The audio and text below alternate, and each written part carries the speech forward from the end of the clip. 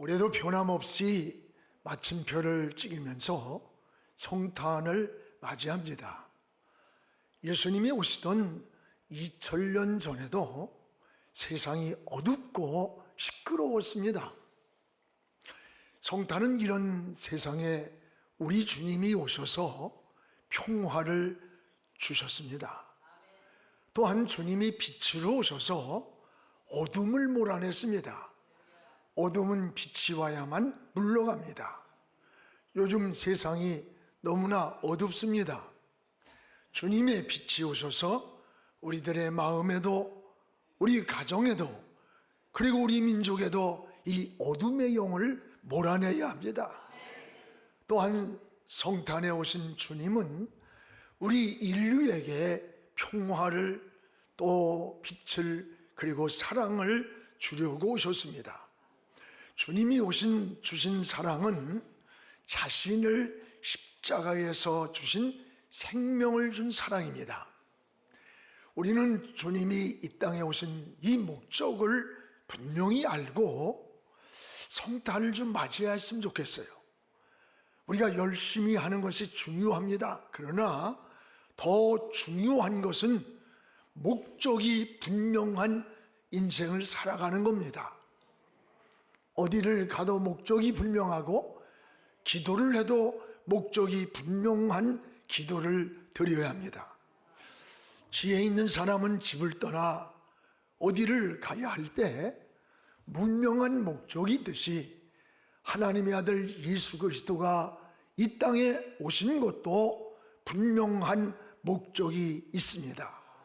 성탄은 예수 그리스도가 이 땅에 평화를 주고 안식을 주고 빛을 주고 생명을 주시고 우리 인간의 문제를 해결해 주시기 위해서 오신 날입니다. 올해도 어김없이 이런 성탄절이 우리에게 다가왔습니다. 우리는 그리스도께서 오신 이 목적을 다시 새김질하면서 주님을 기다리는 이런 신앙 고백이 되어지기를 주의 이름으로 축복을 합니다. 무엇보다 예수 그리스도가 이 땅에 오신 것은, 따라합시다, 죄인을 구원하려고 이 땅에 오셨습니다. 21절에 오늘 본문 같이 한번 읽겠습니다. 아들을 낳으리니 이름을 예수로 하라. 이는 그가 자기 백성을 그들의 죄에서 구원할 자이심이라. 예수가 오시는데 그가 자기 백성을 어디에서? 죄에서 구원할 자이심이라 라고 했습니다. 본래 하나님은 인간을 축복 가운데 창조하셨습니다. 인간을 창조하시고 하나님이 너무 좋아하셨어요. 그래서 성경에 심히 좋았더라 이렇게 표현을 합니다. 여러분, 이 세상의 모든 만물을 지으신 목적이 뭔 줄 알아요? 하나님을 위해 지은 게 아니에요. 이 세상에 만물을 지은 목적은 사람을 위해서 창조하셨습니다. 그래서 저 하늘의 것이나 땅에 있는 것이나 바닷속에 있는 것까지 우리 인간을 위해 창조하시면서 이 모든 것을 다스리고 정복하라고 주신 거예요. 놀라운 은혜입니다. 그리고 인간은 그러면 어떻게 살아야 되느냐? 하나님을 위해서, 하나님의 영광을 위해서 살기를 원하셨던 거예요. 그런데 인간이 죄를 졌습니다. 하나님 말씀을 불순종했습니다. 여러분, 죄라는 말이 하마르티아라고 그래요. 그 말은 표적에서 빗나갔다라고 하는 뜻입니다. 표적을 향해서 쏜 그 화살이 목표물에 맞지 않고 빗나간 것, 이것을 죄라고 하는 거예요.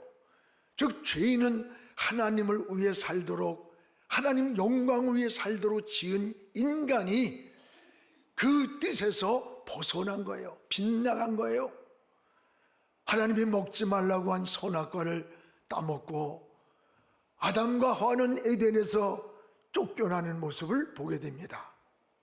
이때부터 인간에게 근본적인 문제가 찾아오는 거예요. 기쁨과 평안이 있어야 할 인간에게 기쁨이 떠나가고 불행과 불안과 삶의 무너짐이 무질서가 시작이 되었던 겁니다. 왜 그렇습니까? 인간이 하나님의 살라고 한 목적에서 빗나갔기 때문에 그런 거예요. 하나님의 품을 떠났기 때문입니다. 이때부터 인간은 길을 잃었습니다. 평안을 잃었습니다. 그래서 길을 찾으려고, 답을 찾으려고, 평안을 찾으려고 방황을 합니다. 그러나 여러분, 주님을 떠나서는 길이 답이 없어요. 근데 사람들은 이 공허하고 인생의 답답한 길을 찾아보고 답을 찾으려고 무당들을 찾아갑니다. 여러분, 점쟁이를 찾아가고 운명 초록안을 찾아가면서 주님을 떠나서 답을 찾는 거예요. 길을 찾는 거예요. 평안을 찾는 거예요. 그러나 거기에는 답이 없어요. 오늘 여러분, 예수 그리스도만이 우리 인생의 영원한 하나님께로 가는 길이요, 참 평안이요, 해답이기 때문입니다. 그래서 우리 그리스도인들은 이제 연말이 되고 연초가 다가오는데 뭐 장난으로라도 토종 비교를 보고 또 어디 가서 운명 초록안을 찾아가 운명을 물어보고 점쟁이를 찾아가고 그런 짓 하지 마세요. 이거 마귀에게 속는 거예요.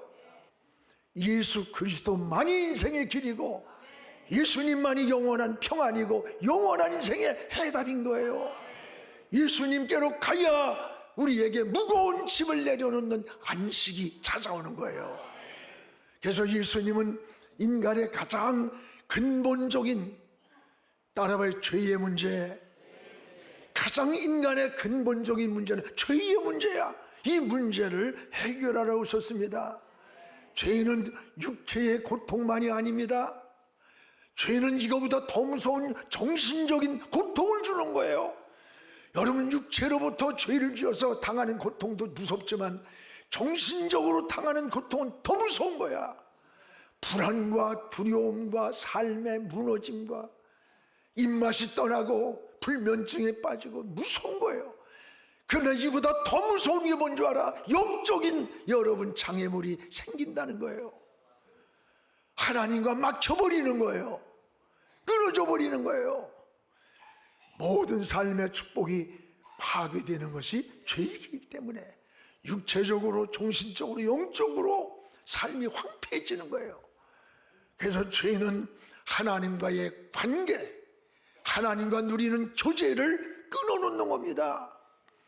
여러분, 죄 짓고 나면 따라봐요, 하나님의 은혜, 이 하나님의 누릴 은혜가, 이 통로가 막혀버리는 거예요. 통로가, 은혜의 통로가 막히는 겁니다.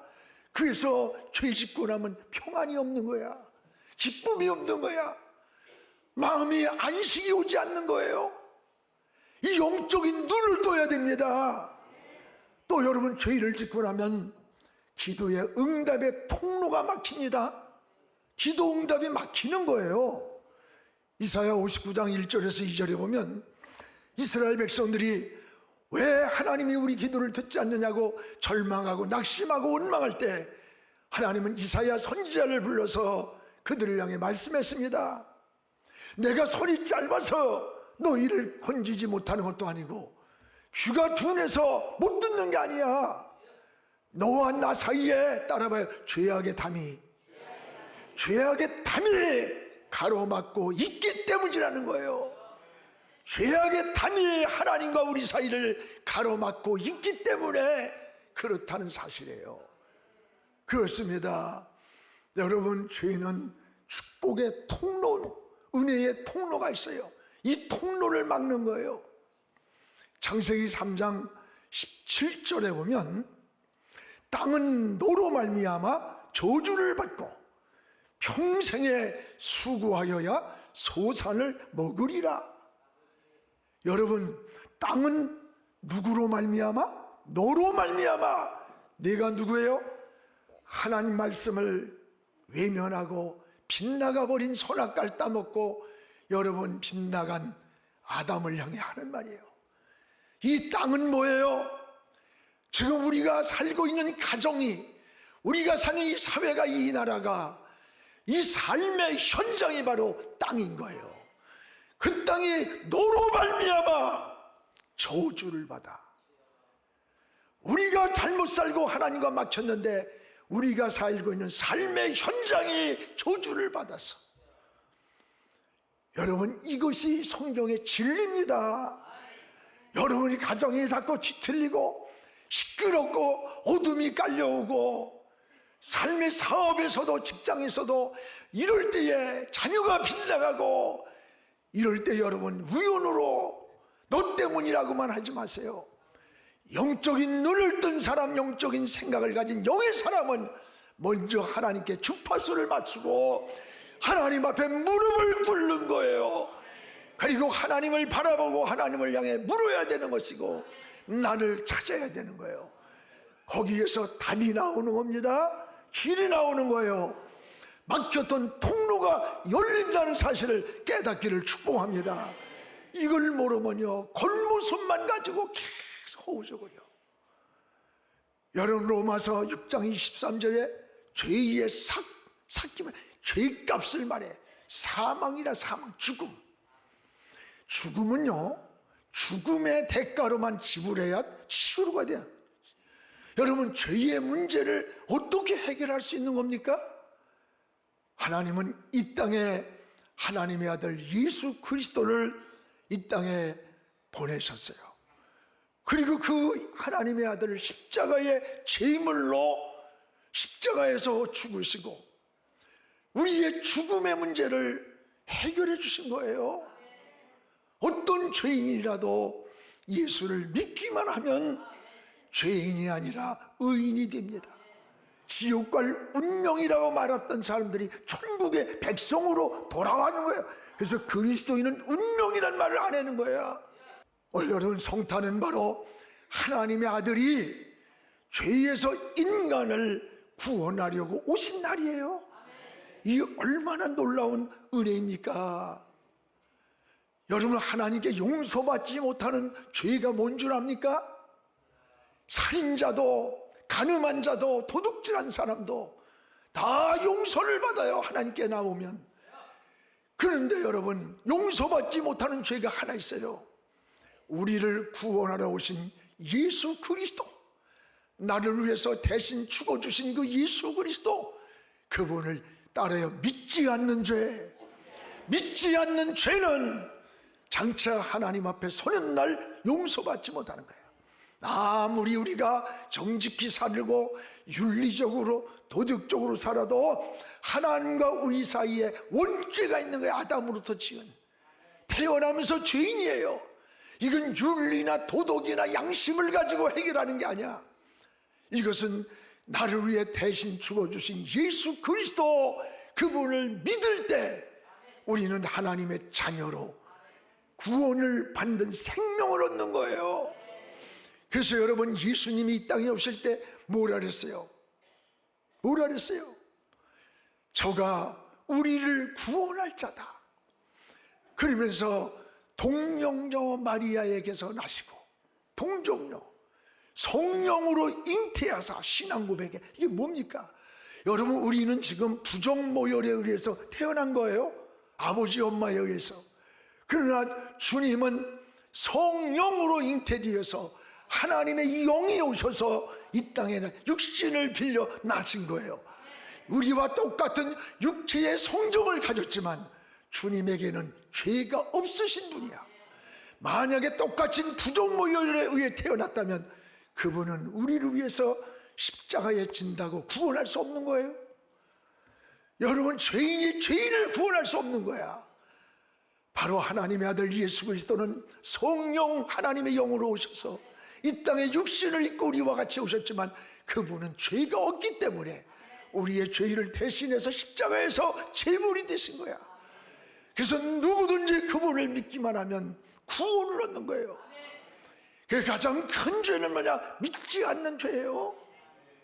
믿지 않고 죽으면 그거는 어떤 이유도 지옥 갑니다. 다른 방법이 없는 거예요. 전에 원자탄이 투하되었던 히로시마를 가봤어요. 여러분 많이 가봤잖아요. 미국에서 원자탄을 투하하기 전에 여러 모양의 경고문을 보였던 겁니다. 광도 시민 여러분, 50리 밖으로 피하십시오. 1945년 8월 6일 오전 몇 시에 이곳에 원자탄을 투하합니다. 여러 전단지로 일본말을 써서 사람들에게 보냈어요. 사람들은 이 말을 믿질 않았어요. 저들이 2차 대전 때 일본이 막 정승승장구할 때 아닙니까? 패하니까 우리를 협박하는 거야. 공갈이야. 저 거짓말이야.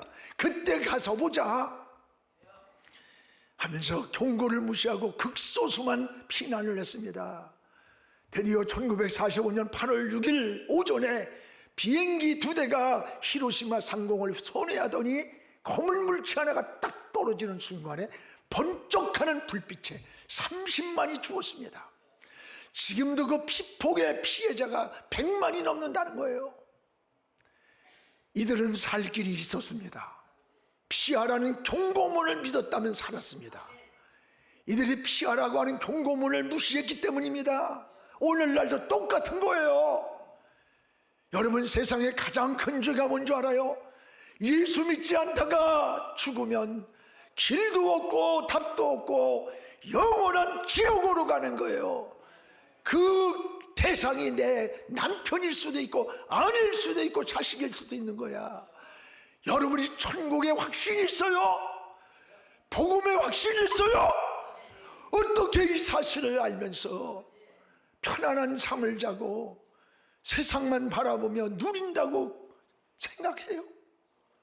오늘 성탄은요, 바로 인간을 이 죄에서 근본적으로 구원해 주시려고 오신 날인 거야. 그래서 우리가 기뻐하고 감사하고 그 주님을 기다리는 겁니다. 여러분, 주님이 오시던 날 자기 백성을 죄에서 구원할 자가 오셨다고 말씀한 거예요.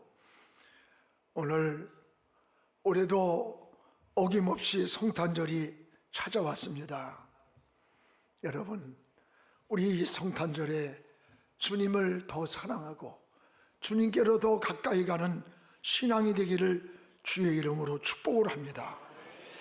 또한 성탄은 임마누엘이 되시려고 이 땅에 오신 거예요.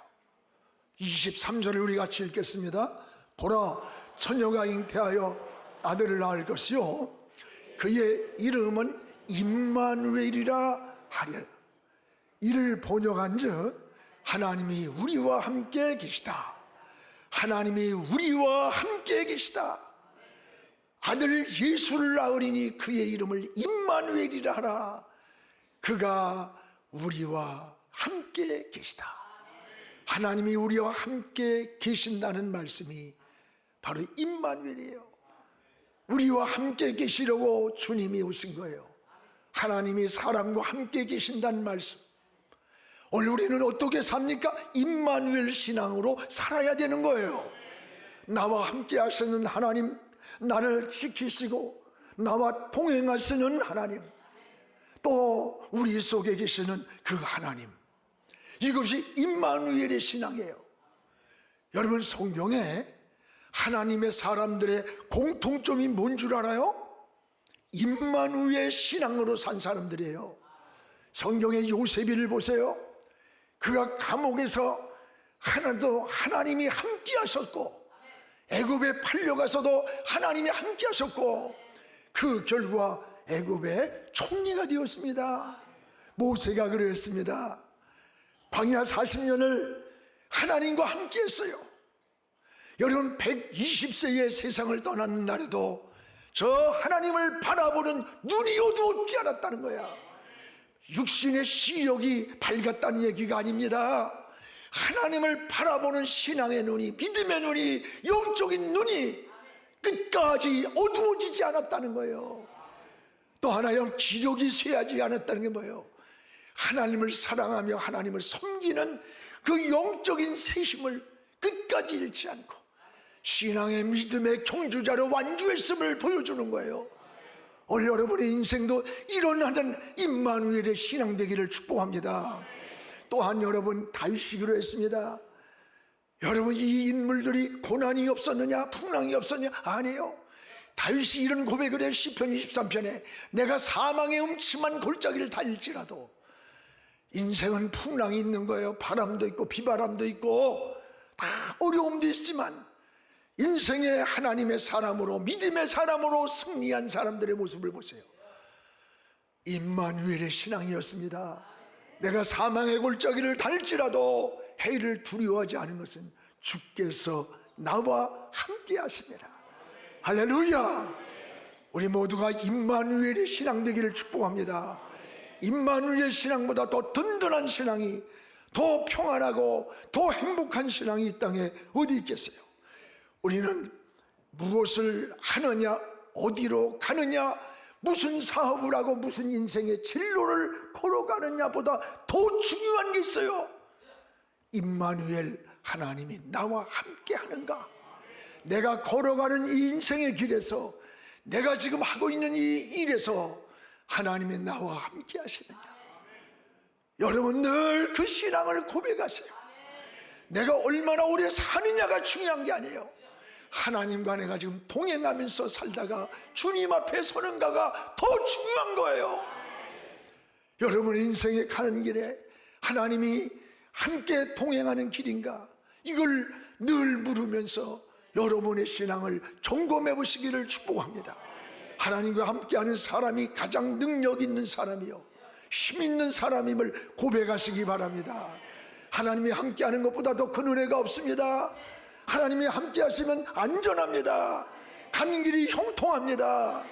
성탄은 임마누엘이 되시기 위해 우리 하나님의 아들 예수님이 이 땅에 오셨다고 했어요. 우리가 주님과 함께 동행하다가 이 세상 어느 날인가 장막을 떠날 때 저 영원한 천국까지 우리 주님과 함께 사는 이런 임마누엘의 삶의 신앙이 되기를 주의 이름으로 축복합니다. 또 하나는 오늘의 성탄은 누구를 기다려야 되느냐? 다시 오실 주님을 기다리며 맞이하는 거예요. 우리 주님 반드시 다시 오십니다. 언제 올지 모르나 다시 오세요. 초림의 주님과 재림의 주님의 모습은 전혀 달라요. 초림의 주님은 십자가를 지려 오셨습니다. 그러나 다시 오실 주님은 심판의 왕으로 오시는 거예요. 초림의 주님은 우리를 구원하려고 오셨습니다. 그러나 다시 오실 주님은 구원받은 자들을 데리러 오시는 거예요. 여러분을 위로해 주시고 눈물을 닦아 주시고, 또 여러분 처음에 오신 주님은 나귀를 타고 예루살렘을 입성했습니다. 그러나 다시 오실 주님은 백마를 타고 이 땅에 오시는 거예요. 초림의 주님은 채찍을 맞으려고 오셨습니다. 다시 오실 주님은 철장의 권세를 가지고 승리의 hin도를 여러분에게 주시려고 오시는 거예요. 초림의 주님은 섬기려고 오셨습니다. 다시 오실 주님은 만왕의 왕으로 오시는 거예요. 초림의 주님은 말 위에 오셨습니다. 그러나 다시 오실 주님은 천사장의 나팔소리와 함께 저 구름을 타고 온 만인이 보는 앞에서 알곡을 추수하러 오시는 거예요. 초림의 주님은 구원의 씨를 뿌리려 오셨어요. 다시 오실 주님은 뿌린 씨를 추수하러 오시는 거예요. 그때 여러분이 알곡되기 바랍니다. 열매로 주님의 손에 추수 안에 들어가는, 주의 창고에 들어가는 하나님 사람들 되기를 축복합니다. 주님이 오실 때 죽은 자들이 먼저 무덤이 열려 부활을 합니다. 그리고 살아있는 여러분들이 죽음을 보지 않고 변화 성도가 되어서 공중에 재림하는 주님, 천사장의 나팔소리가 들릴 때 우리가 다 따라 올라가는 거예요. 할렐루야. 저는 이 생각만 해도 너무 기뻐요. 사랑하는 우리 성도 여러분, 우리는 다시 오실 주님을 기다리는 겁니다. 진정한 상급, 진정한 면류관은 언제 받느냐? 우리가 세상을 떠나서 주님 앞에 서는 그날에, 아니면 주님이 다시 오시는 그날에 여러분의 면류관을, 영원한 상급을 우리에게 주는 거예요. 그래서 주님은 뭐라 그랬어요? 행한 대로 일한 대로 갚아주신다. 갚아주신다. 주 안의 수고가 결코 헛되지 않는 수고라는 거예요. 그렇습니다. 우린 주님이 언제 오실지 아무도 몰라요. 오직 하나님만 아시는 비밀입니다. 여러분, 보라, 내가 속히 오리니 내가 줄 상이 내게 있어 각 사람에게 행한 대로 갚아주리라. 나는 알파와 오메가요, 처음과 마지막이요, 시작과 끝이라고 했습니다. 그렇습니다. 주님 반드시 다시 오십니다. 신앙은 항상 깨어서 주님을 기다리는 겁니다. 신앙이 기도하며 깨어있는 것이 바로 믿음 생활이에요. 주님 다시 오심을 기다리면서 본대로, 너희가 본대로 갈릴리 사람들아 내가 다시 오리라고 했어요. 약속을 했어요. 오늘의 성탄은 다시 오실 재림의 주님을 기다리면서 감사하며 기뻐하며 주님을 맞이하는 성탄이 되기를 주의 이름으로 축복합니다.